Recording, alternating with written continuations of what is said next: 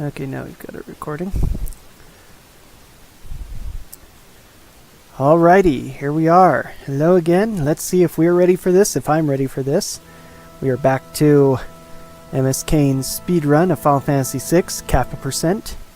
That's Glitchless any percent with specialized hacksaws. Now we're into the Opera House. So everything I've done to the game isn't going to matter a whole lot for a little bit as we just go through the opera. If you don't care much for the opera music, you might want to mute your sound for the next couple of minutes. But if you love the glorious music and you're willing to suffer through it with me, we're going to have some fun. So here Poexel presents his master plan to use Sentia as Maria, even though she really played the part of Draco. Haha. And they'll follow her to the airship when Setzer/Jinx comes to kidnap her. Empresario at first isn't very amused with this plan. And at first neither is Silas. Now just a darn minute.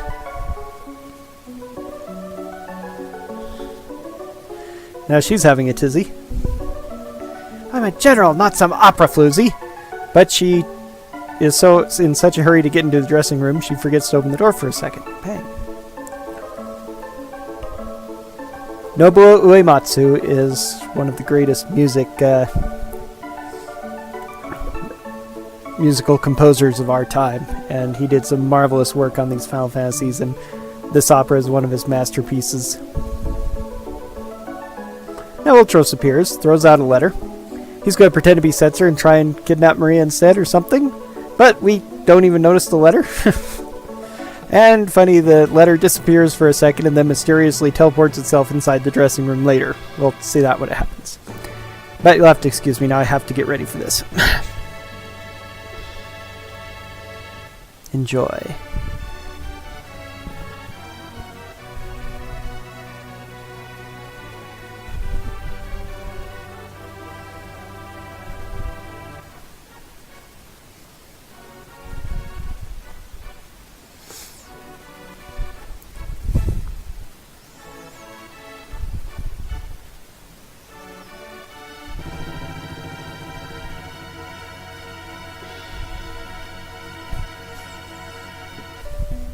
The West and East. We're waging war. Draco, the West's great hero, thinks of his love, Maria. Is she safe? Is she waiting?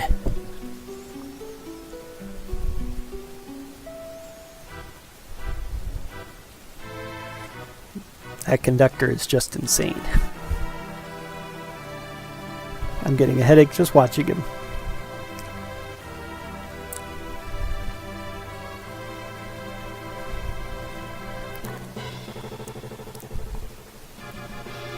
Weren't those Figaro soldiers?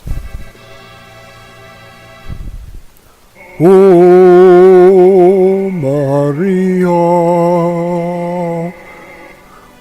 Oh, Maria,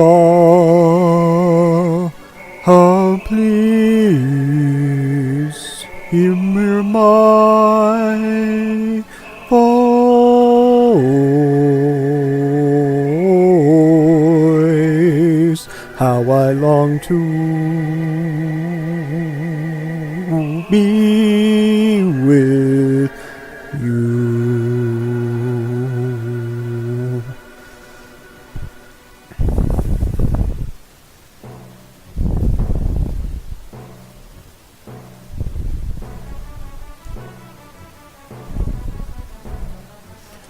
Last time when I first started running this, I wanted, because I have a proclivity for Locke and a desire to use him, I wanted to give him better relics, so he didn't have sprint shoes at this point, made it slow, and stubbornly I refused to put a spare pair on while I just walked my way over here.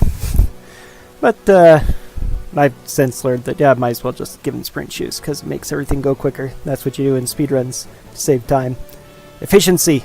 On with the show, here's the big scene. You better check the score. Nah, I won't. I'm also too good to wear sprint shoes, but...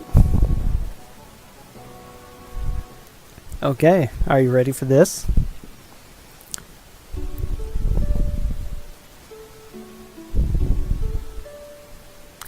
The forces of the West fell, and Maria's castle was taken. Prince Rolf of the East took her hand by force, but she never stopped yearning for Draco.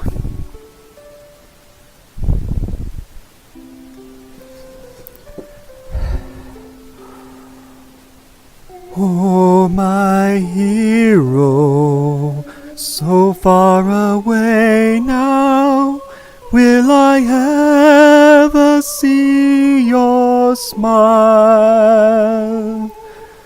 Oh, love goes away like night into day.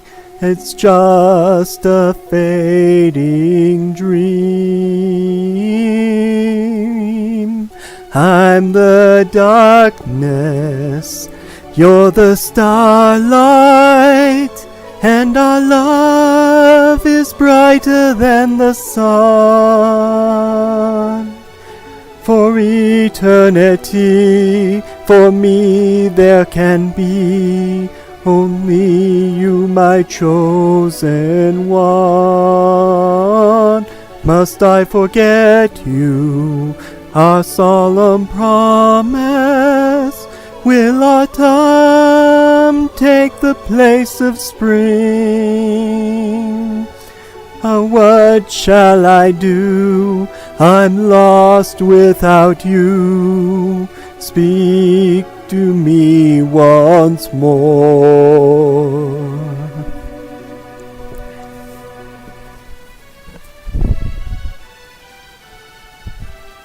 It's a ghost. Come, Maria, follow my lead.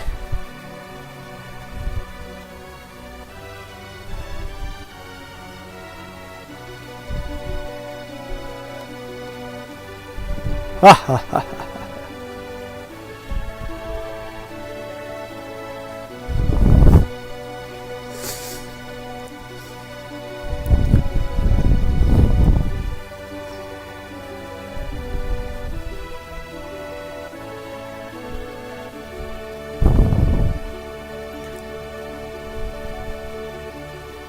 We must part now. My life goes on, but my heart won't give you up. Where I walk away, let me hear you say, I meant as much to you. So gently you touched my heart, I will be forever yours. Go come what may, I won't age a day. I'll wait for you always.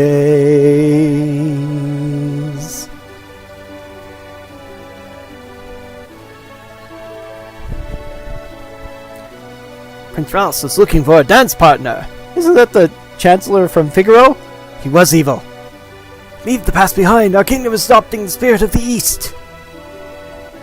He's in cahoots with the East, the Chancellor. I hope Edgar's paying attention.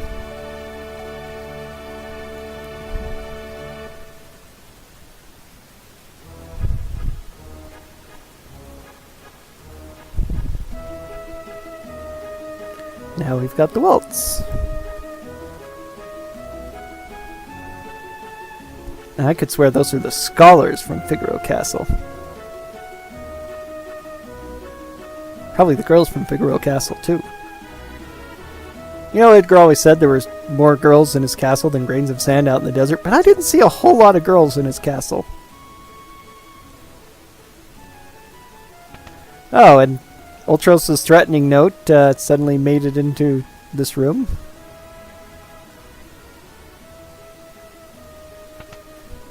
Better let the impresario know.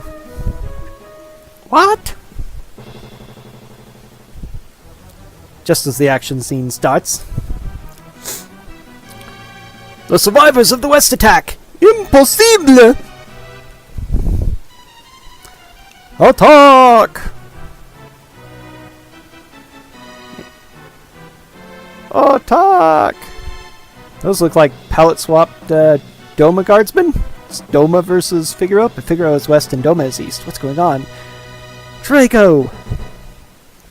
Maria!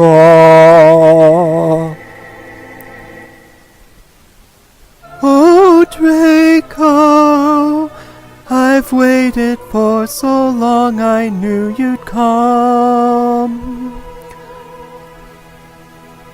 That Maria will finally have to become my queen for the rest of my life.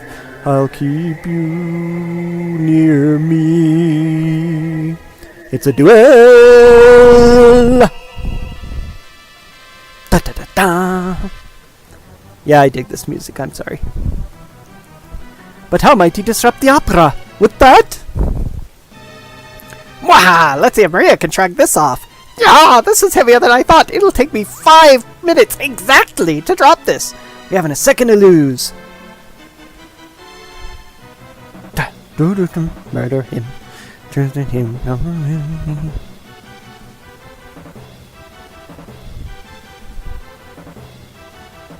I'm wasting time again. And for some really awesome renditions of these remixes of the Final Fantasy VI music, check out Balance and Ruin. Really, really awesome soundtrack on its own, too. And of course, this natural soundtrack. All of the Final Fantasy music by Nobuo Uematsu is awesome, but Final Fantasy VI is one of my very, very, very faves.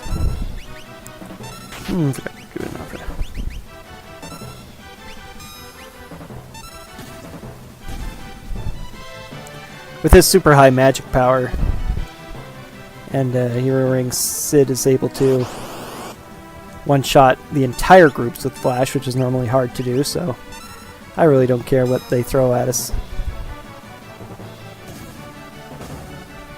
Normally, he kills the green ones, but not the yellow ones. And this is rather unfortunate because it the yellow ones will summon reinforcements if they get a turn after all the green ones are dead, so you have to very carefully do your damage. But once again, my powerful Flash makes this pointless. I could go fight those other rats as well, but I'll be fighting plenty of battles, so let's just get on with it. Hello, Looney Tunes!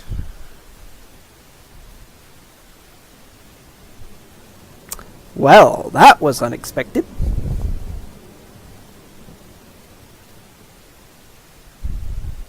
Disaster! If the two heroes are flattened, the opera's over! Who'll win the girl?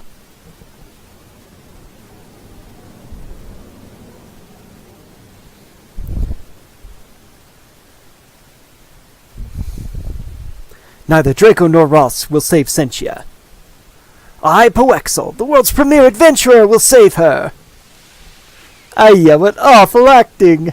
Silence! You're in the presence of Octopus royalty. A lowborn thug like you could never defeat me! Might as well make the most of this. Music!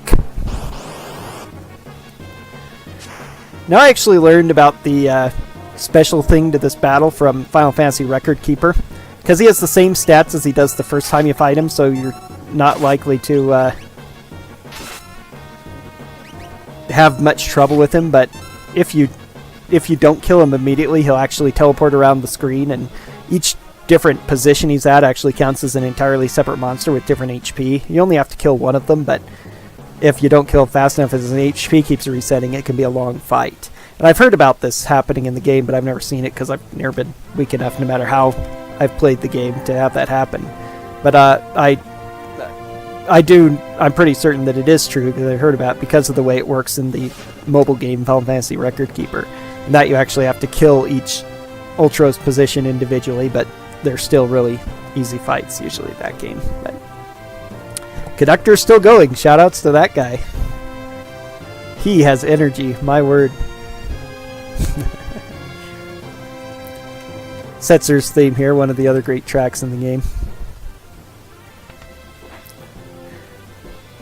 So Jinx used quick changing on Silas, changed her out from her Maria outfit to her normal clothes somehow, or she was wearing that underneath the robe and Setzer ripped it off. I don't know, whatever. Sometimes it's good not to think too hard about some of these things, but luckily she's got a rope to toss down to them as well.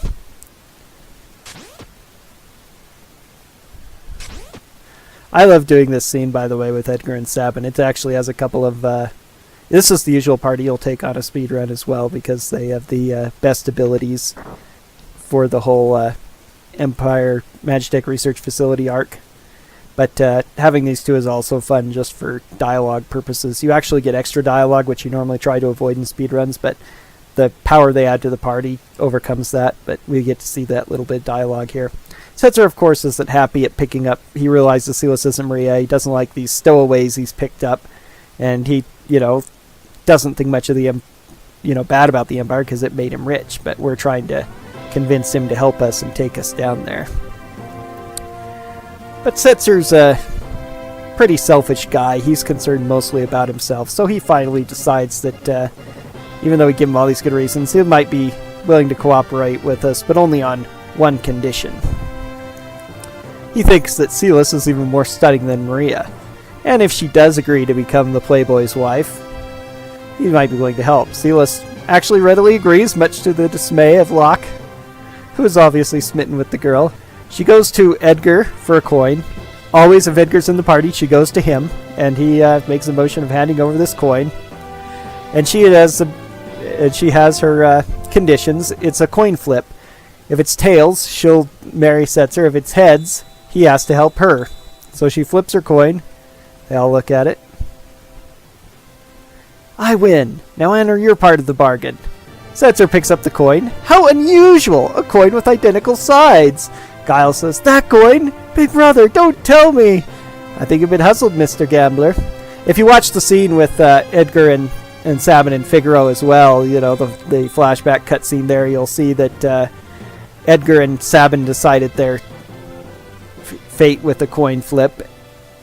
Edgar made Sabin promise to do whatever it said. If it was heads, they'd each go separate ways. Otherwise, they had to stay in the kingdom if they got tails. But apparently it's the same coin. I like the little things like that are in the game that happens if those characters are there. So one of the fun things about this game is seeing different reactions from having different characters and such things. You can try it many times with different characters and see other reactions and stuff. This is so now we get another glorious SNES Mode 7 situation, flying across. Much slower speed than you normally fly in the airship, thank goodness. Though if you do points of comparison, this is much, much, much slower than Terra was flying. Why can't we ever fly with her? Even if she's the only person in the party. Just have the airship chase after her. That's not until the end game, of course. Anyway, moving on. So now we're flying to the southern continent. Setzer's not going to join us for a little while. He's going to keep a watch on his airship. He's not that dedicated to our cause, but he was actually impressed by Essentia's... I'm going to go ahead and buy some tinctures. And I'm going to buy a bunch of warp stones. And I might have to get some more money. Our characters have been unequipped again, as you can see. We don't have any of their other stuff on us. I'll need to move that warp stone up. Okay, there's most of my money. I should check stats now. We're pretty good. We'll have you equip Keyring just for the heck of it. Probably a bit of a waste of time, but oh well. She'll get some development. Jokers.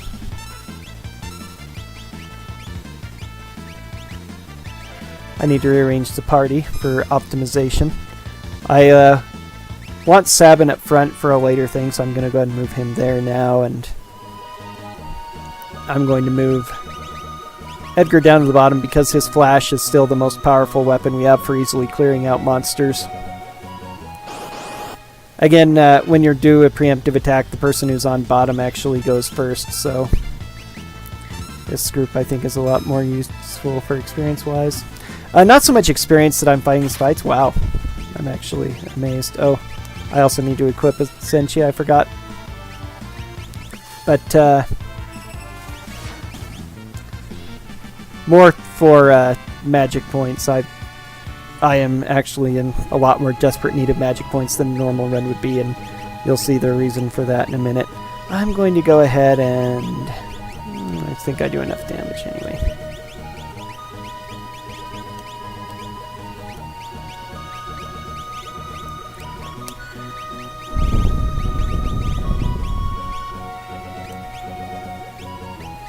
So we can do either. I'm going to have those to gain the experience now, because I won't need them for a little while. Okay, so now we can head to the Magitech Research Facility. And oh, we've got this old man here who's a returner sympathizer. He's going to distract the soldiers for us. Are we ready? I should hope so. It's important that he wandered over there because we can't advance without actually going to that portion of that box right there. We have to go to exactly the right place. Sometimes when I haven't played Terra in a little while, I forget where exactly you're supposed to go and I wander around for a bit. It's rather embarrassing, but luckily I didn't have a problem. Gonna toss it all! Nice distraction. Never see that old man again. Now there's an interesting thing. If you try to go up and visit the Emperor's fortress right here, you will actually find that there's a impressive guardian in the way called the Guardian. It looks exactly like the one at the end of the game, except, believe it or not, it's even more powerful. So even my super invincible party cannot do any damage to it, and I'd just be wiped out. Now, normally you'd pick up some items here. I'm not going to grab too many of them.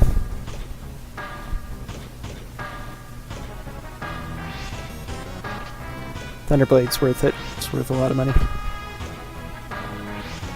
Remedy just because.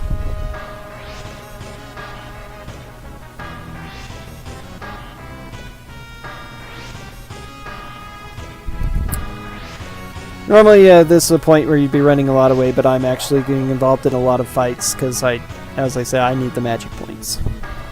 And you'll see why still a ways down the line.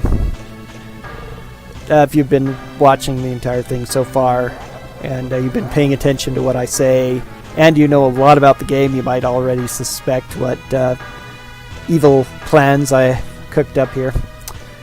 Anyway, here we get to see another scene of how horrible Kefka is. They've been trying to drain mana out of the living Espers, which is inefficient, but Kefka doesn't know any better and he doesn't care. He thinks that those two are all used up, so he just tosses them out like trash, and then mysteriously vanishes after giving us another great Kefka laugh. So let's go into the compactor after them. Yay, battle.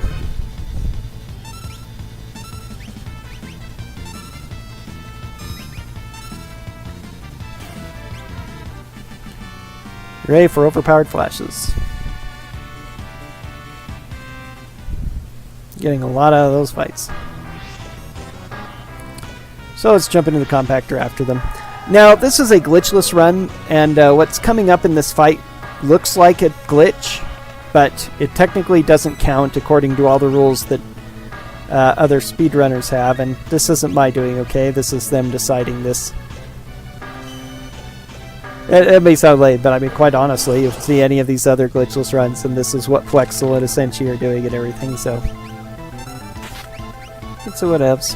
So, I'm going to be using up a lot of mana here, because I have to fight 5 times. I keep forgetting to equip Essentia. Silly, silly me. This is actually very bad that I'm doing this, too. There's another choke.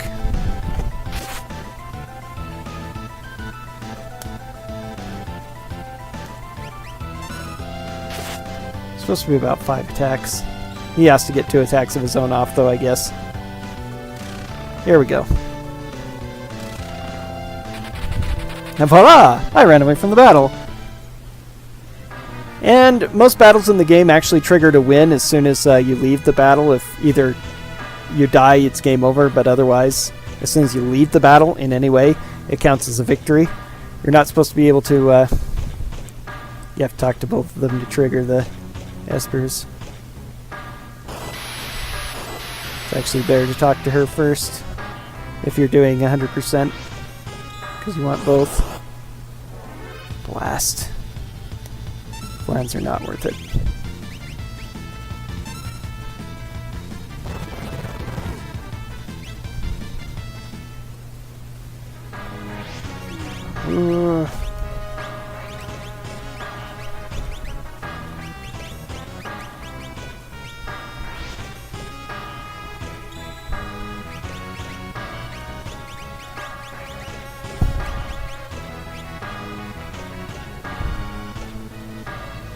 So that was a big waste. But you have to talk to both of them and trigger those, and now they're both useful. It's good for me to be doing things like this for practice, because I am kind of bad at this, and I'm one of those kinds of guys who once I start failing, I tend to get rattled, and then I perform worse. I fall into the pressure, so... Luckily, having an ultra-safe game like this lets me recover. And even though I thought I'd practiced this enough so that I was fine in a speedrun, now I've been choking a couple of times, but oh well. I'm having fun. I hope you're watching having fun too, with all my interesting changes and hacks and craziness. Okay, boss time. Didn't get nearly as many points as I wanted since I messed up, but oh well. Normally, this guy is vulnerable to sleep, interestingly, so normally it's worth it to put him to sleep, and then you just blast him with magical power, but, you know, once again, I'm so powerful, I really don't care about tricks like that, just blow him away.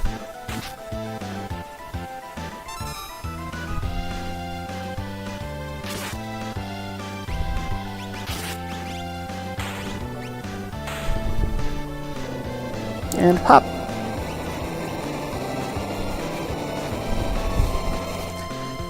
I'm not bothering, even though Aura Bolt would do a lot of damage, may notice I'm not bothering with that very much because of, you know, once again, it's this controller, it's really hard for me to do blitzes. And now the real Sid arrives. This is the first time we see him, and he's a Magitech research facility here, and we find out that he knows Silas really well, even though we never heard of him before. I, you know, guess she wouldn't be too willing to talk about her time in the Empire, but still, he apparently raised her as his own daughter and taught her what was right, and yet he's still working for the Empire, you know, draining mana from these creatures. What do you think about, you know, there's just a lot of things, but it's an old SNES game, 16-bit, you know, it doesn't have the memory to really develop characters as much, so we don't see all their circumstances, but still. What's really weird here is, when you came here as a spy seeking to cause an uprising? That sounds like a good idea to me, but for some reason Locke seems to think that this is, you know, a bad idea, that it's proof that she's a traitor, and then Kefka demands that she hand over the shards as if, you know, she's going to listen to him, and Locke actually thinks for a minute that she's going to. I mean, he really does seem to... He's going a little bit funky at this point. Locke, what is wrong with you? And now these funky Magitech soldiers show up. These look exactly the same as the ones in that he brings to Thamasa later on, who actually end up being other invincible guardians, just like the one guarding the Emperor's castle, so... If that's them, then they were definitely powerful enough to get us, but what spell is she using here? I would think that this would be warp, but she doesn't have warp yet. Why doesn't she have warp yet, if she could do that? Ah, well, now Essentia has left our party, but thankfully our magical interdimensional pockets collect all of her equipment again, which I really want them to do. And now Sid is really amazed by what's happening. Their fighting has caused the capsules to rupture. Their contents are spilling out, but we didn't really do any fighting, and they ruptured when the magicite came out, pal. What are you trying to explain here? Kifka used me, used the Empire. What have I done? Oh, amazing how quickly these guys have changes of heart in the presence of heavily armed warriors, you know? Nah, poor Sid. I still like Sid, and I can't help feeling sorry for him. Okay, and we got a full heal from that, amazingly. I'm going to quickly equip this on you. I've known her since I was a baby. I raised her as his own daughter. She was forced to be a Magitek Knight. If only I could talk to her, I could apologize for the way things turned out. No, it's Kefka! We'd all recognize that laugh. Go! Now it's one of the worst uses of Mode 7 ever. Shoutouts to Donkey Kong Country.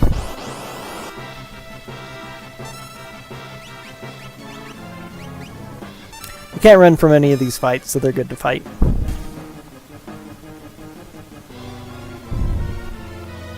Guile learned a new blitz, that's good.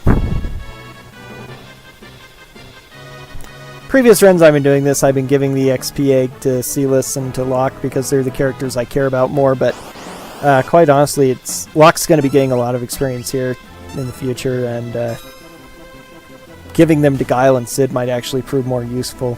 I might also find it useful as I'm rerouting this and still learning things. I might end up giving another experience egg to Gao.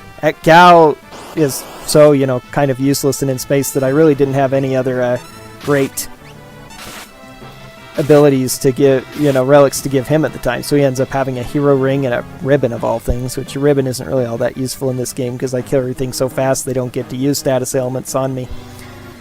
I've thought maybe next time I'll load him with an experience egg instead, and then I can give experience eggs to all three of these characters. Setzer has an experience egg as well because he falls in the same category. I figured it'd be good to have a third one by this point, although I really don't have much use for a third one until the World of Ruin, so it's good to have it there, although I don't even need it then. So I don't know, a couple of things I'm planning out.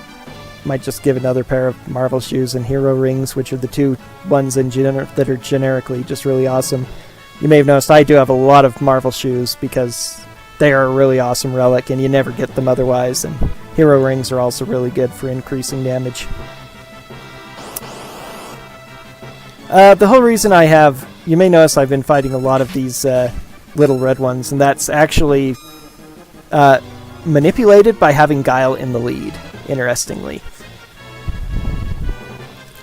So there's some funky little ways in which the RNG in this game is manipulated. It's one of the most fascinating things about watching and learning speedruns is finding out what all those are, all the things that do this.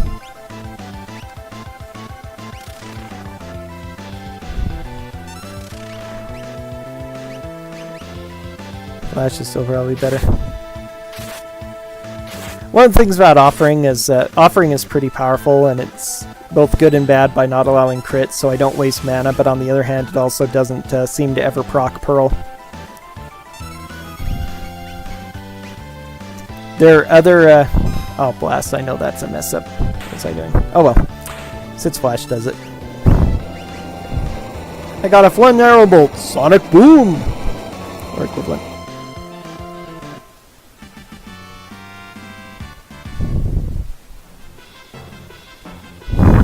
And now, the minecart. Powerful weapon! Splat.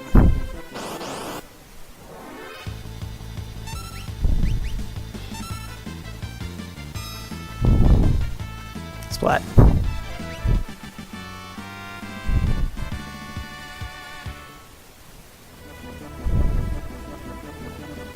And now Setzer's finally going to join the party. Actually, I shouldn't do that. I should just run away quickly. This guy can actually be really troublesome even to my party, so I shouldn't be fighting him.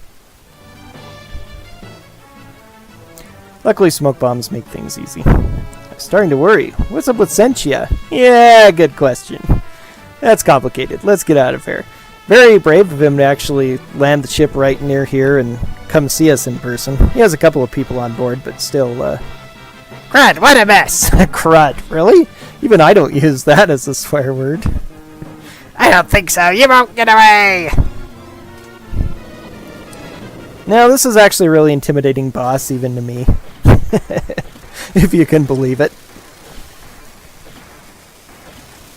Normally this is the first use of Joker Doom, which is a glitch. You can use certain items and a little bit of tactical pausing to cause the game to always trigger 777. I've never even tried to attempt it. It looks very intimidating, and I'm just intimidated by the idea of trying to be precise like that, so I haven't bothered. But that's the primary glitch that you use in glitched runs to easily win battles from now on. I'm not going to get Silverbird.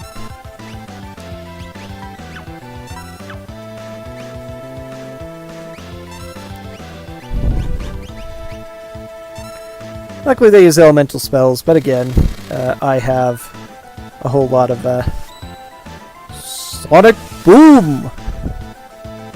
I have a whole lot of Chuckabop always works, that's good.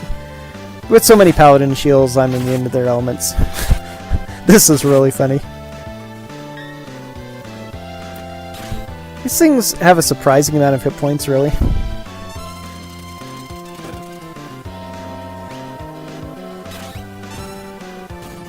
There we go. The one on the right, I think, has more. And we're getting away from the city, and now we finally will get control of the airship here in a minute. But first we have to have a very, very special couple long cutscenes. So we'll turn to Zozo now, to Tina. I mentioned very briefly the first time we picked her up, but I never elaborated. Her name in the original Japanese is actually Tina, which sounds great to the Japanese. They like the name. It's exotic, but it's not very exotic in America, so they decided to rename her Terra, which sounds a lot more exotic. I kind of like the name. Tina is a good name, of course. My sister is named Tina, the one I'm going to be staying with in Salt Lake during RPG Limit Break. So we've come back to Tina, who's a naked pink troll doll form. And there's Magicite that's reacting to her. Father? I was raised in the Esper's world. Now we finally get to learn about Tina. So, shoutouts to Mr. MV for narrating this very long cutscene in the most amusing way possible. I will not be able to do it justice, but I'll try to keep us entertained.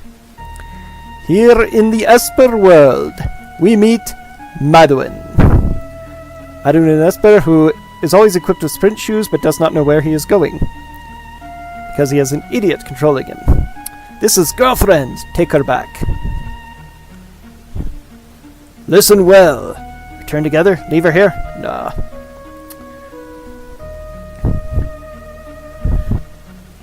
Better let her rest for a moment. No, let me talk to girlfriend. I am Maduin. I am a great Esper. What's that pendant for?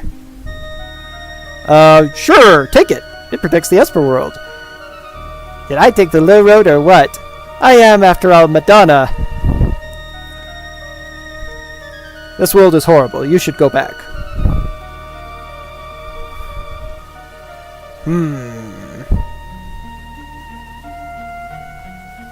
The next day! Oh, Human's gone! Oh no! All these characters came from Secret of Mana, and Secret of Mana 2.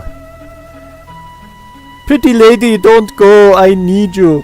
I want you, I need you, oh baby, oh baby. Madonna, you're a famous singer. You know there's only one thing for you to do now. Come to Dancing with the Stars with me, great dance inspector Maduin.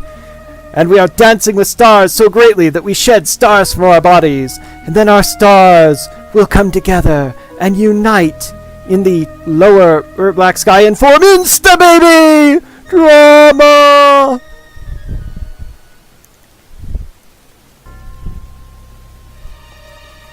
Madonna is no longer like a virgin. Sorry. I'm sorry. And now, 2 years later, in comes the evil empire. into the world of Secret of Mana to steal away the fairies and the werewolves and all the other people, because 90% of the Espers seem to be werewolves and fairies from the Secret of Mana series. And here's Emperor Dogface, or Bunnyface, depending on your personal preference.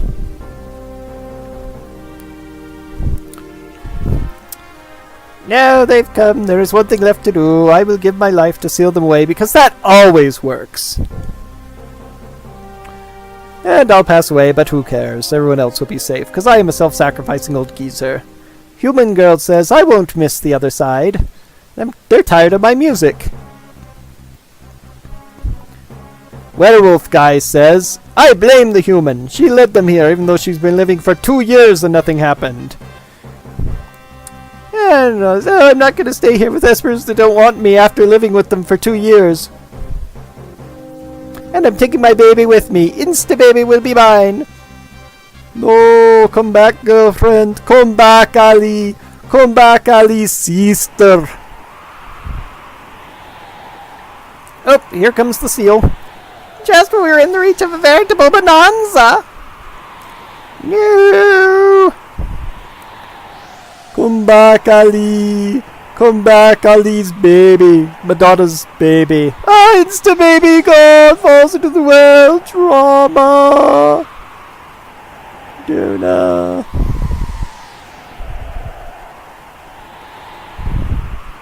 A human girl? What is this human girl doing here? Why is human girl?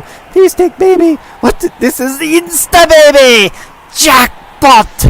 Wahahahaha. Oh, wait, maybe it was a mistake to give you baby. Give her back. Give her back. Take a nap.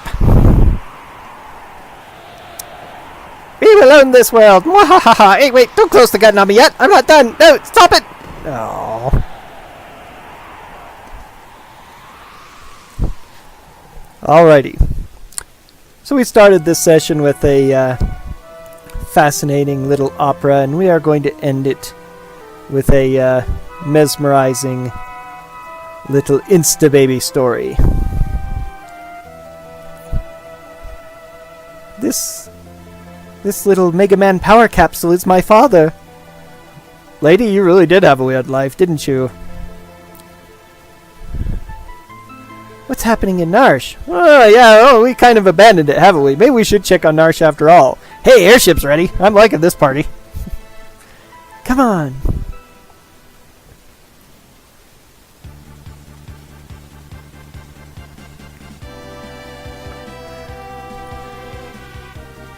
By all means, take a turn at the wheel. This is actually one of the harder tutorials. You can't skip this one. But you can skip that one. But you have to say yes, then no, or else things don't get skipped properly. First, we're going to go to G-Door for a very special purpose.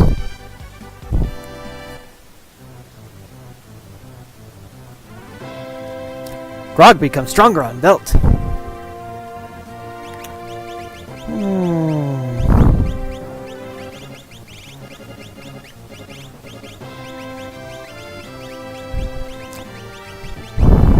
I'm gonna have to do it this way.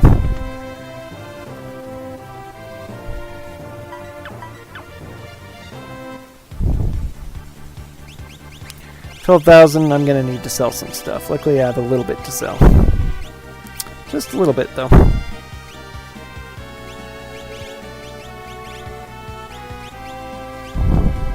But I'm not gonna do it yet. I'll go ahead and do the next part next time. We'll land here in the center.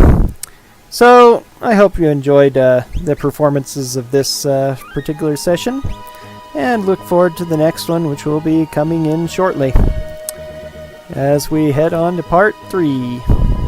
4. This is 3. Sorry, point 4. Right. Yeah, I'm good. See you next time.